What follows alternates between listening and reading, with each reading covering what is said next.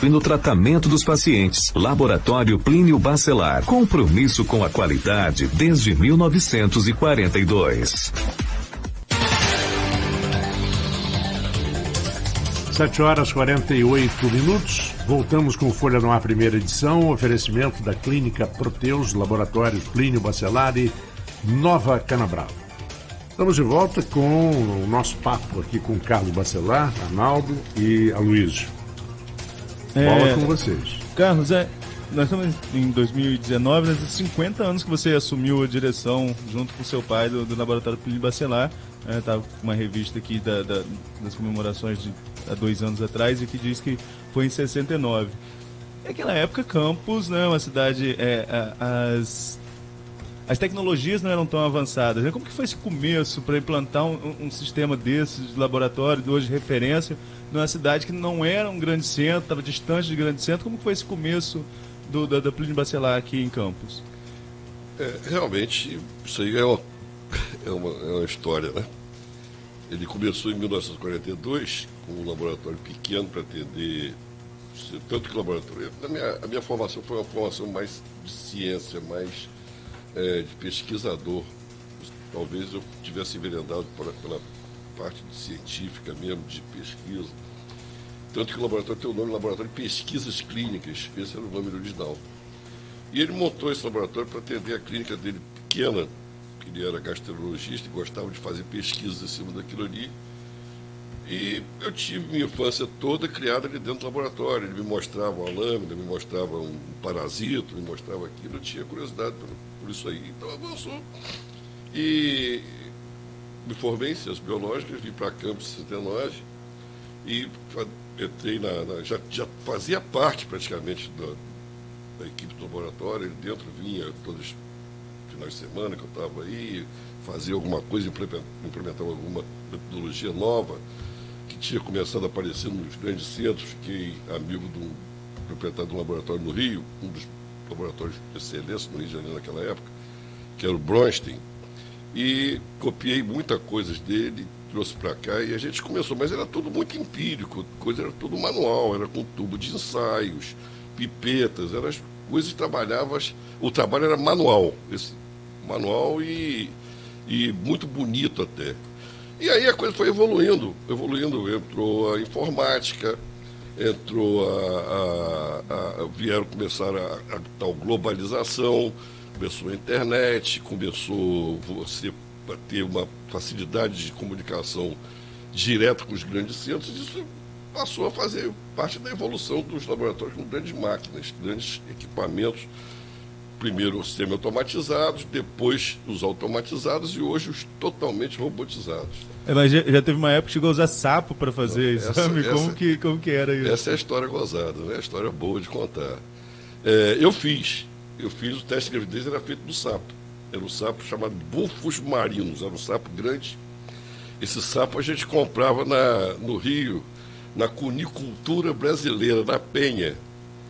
Isso eu tinha aí meus 19 anos ainda, mas a história desse sapo vinha numa caixa, tipo essas caixas de uva, né? Porque a caixa tinha que ser uma caixa para ele respirar, vinha no ônibus da Autoviação Santo Antônio e parava ali na Rua da Jaca, na Rua Voluntária da Pátria, que era a estação da Autoviação Santo Antônio. Saía de lá no ônibus de noite, porque aquilo tinha que vir, o cara da cunicultura ia lá, despachava na Santo Antônio, e eles colocavam no ônibus à noite. E o lugar que vinha era no bagageiro de dentro do ônibus, lá atrás.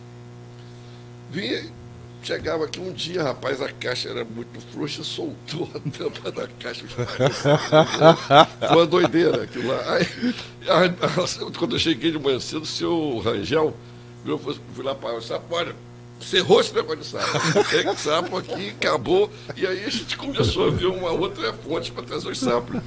E foi a rede ferroviária, a Leopoldina tinha o noturno para o Rio. A famosa litorina noturna, olha só. E esses sapos passaram a vir para dali do coelho. Mas era terrível.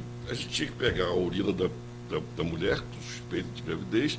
Você pegava essa urina, você passava ela, dava um tratamento antitóxico para tirar a toxicidez da urina e injetava na barriga do sapo com a seringa e a agulha. Você tinha que segurar o sapo e A gente tinha feito lá um biotério para os sapos lá atrás, dava comida, tinha que dar carne na boca dele, era bonitinho.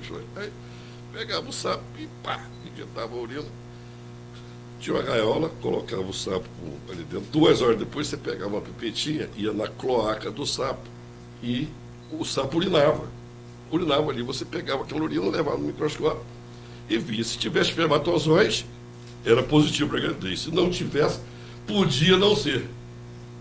Podia não ser, podia não estar numa fase ainda que não estava produzindo hormônio, que tivesse estímulo para o sapo e tal. E era uma coisa empírica, né? Era um teste biológico que a gente chama. Agora, a dificuldade. E aí você espetava, botava a pipetinha e o sapo não urinava. Não urinava, não queria urinar. Você pegava um algodãozinho com éter, ia na barriga do sapo, e o sapo, daqui a pouco o sapo desmaiava, pô, o éter sem querer.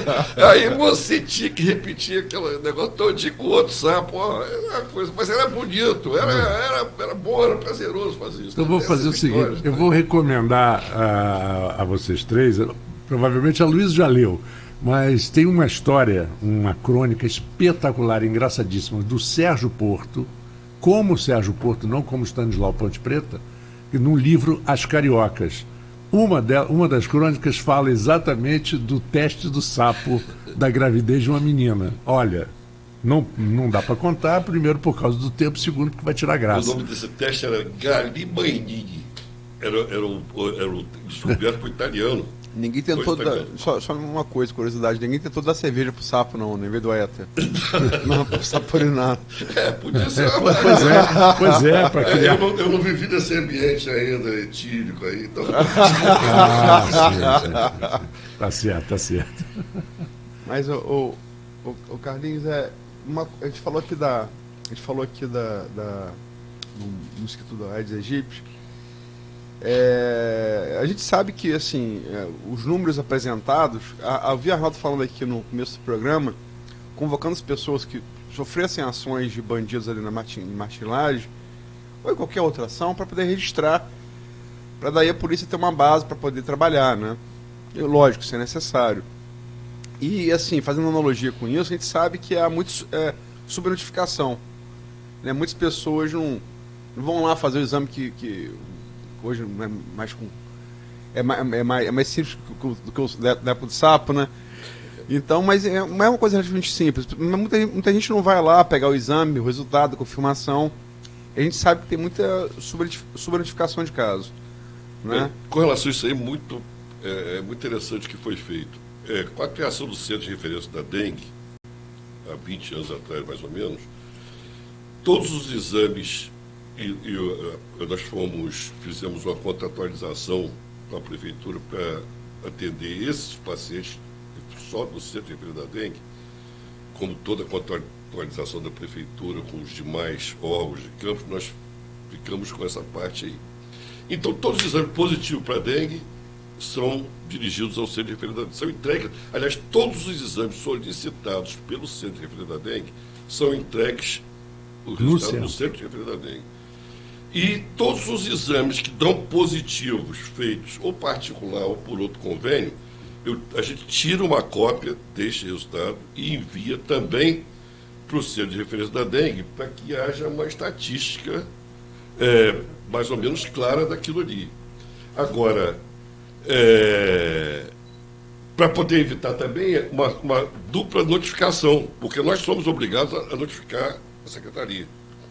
Então, nós criamos um canal só, que seria esse canal, que seria o Centro de Referência da Dengue, para fazer essa comunicação, essa estatística. Isso aí é quase que perfeito. Nós estamos hoje com mais de 3.000 casos de chikungunya positivos no nosso laboratório. Esse ano. Tem dias que está dando, nós temos tido 120, 130 resultados positivos por dia. Chikungunya. O meu foi um deles. Mas você concentra o laboratório, ele concentra o Senhor da Barra, Campos. Mas aí, o Senhor da Barra, Campos já é particular. Isso aí é o atendimento por convênios e particular. Né? Senhor da Barra, São Francisco, Sim. Quissamã e tal, mas isso aí não entra na estatística daqui, aí teria que entrar na estatística lá da prefeitura de lá. Mas como é que se a pessoa fizer o exame, um cara de Quissamã, de São da Barra, Arnaldo, por exemplo, é tafanense, vem aqui e faz exame lá no seu laboratório aqui em Campos. De São João da Barra. Não, vamos supor se ele vier fizer aqui em Campos. O caso dele vai ser notificado como São João da Barra? Não, ele fez aqui comigo aqui, eu vou mandar o resultado dele pro CRD, dou o telefone dele, tá lá. Mas vai ser registrado como se fosse de Campos, né? Ele vai ser comunicado. Não compete ao laboratório fazer essa divisão, se a comunicação dele vai para São João da Barra ou não. Como que é feito, então? Quem que faz essa... Tem uma pessoa do laboratório que tira o laudo do resultado dele, que ele não fez pelo CRD, por exemplo, vai ver aqui. Bota o telefone dele, ele fez aqui em Campos. O telefone que está no cadastro dele, e isso vai para o CNPq da dengue. Lá vai apurar, vai ligar para ele, vai saber da história dele e tal. E o poder público que faz isso. Que vai ter que fazer a triagem. Que, por exemplo, São João da Barra, né, a gente está até conversando com a Luísa esses dias. São João da Barra oficialmente tem 83 casos de chikungunya. Eu falei que... Não, eu ia chegar a São João da Barra, eu ia chegar a Tafona. Eu comentei 83 casos? No município inteiro. Não é verdade. Eu tenho a minha secretária... Tem na nossa rua ali. Na nossa rua tem 83. Pop, o nosso amigo Pop tá fora com medo de pegar chikungunya. Carinho pisca pegou. Pegou? Carinho pisca pegou. Será que consertou lá o... Não, parece que o bigode desarrumou. Não, a minha secretária, estou citando um exemplo, eu moro no Carrapicho, a manifestação ali é muito grande, ela, na mesma residência, são 7 pessoas, né? 5 pegaram chikungunya. Então, e ela, assim, não há casa no Carrapicho, que é um bairro, talvez o bairro mais populoso de Atafona, que não tenha, literalmente, que não tenha um caso. Eu não sei por que não existe essa vontade de divulgar isso. Isso aí, queria que alguém me explicasse qual é a vontade de não divulgar. Por que não pode dizer isso? Me parece que existe, quando você entra em um nível de epidemia, você tem uma verba especial do Ministério da Saúde para esse tipo de situação.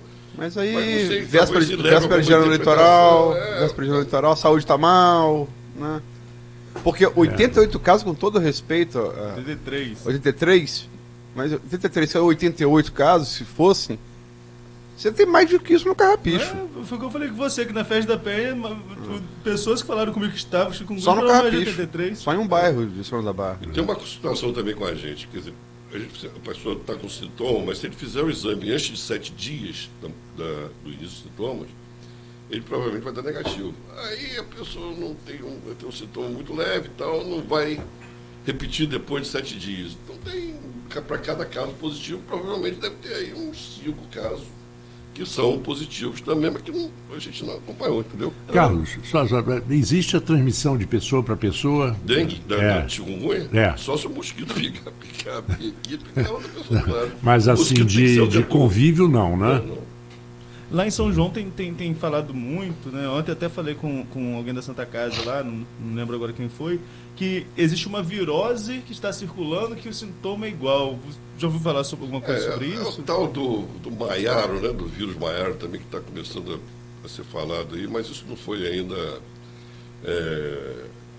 não tem um assertivo que isso está na região, mas existe, pode ser que seja chikungunya. Pode ser, vai ter que ser avaliado, repetir o teste.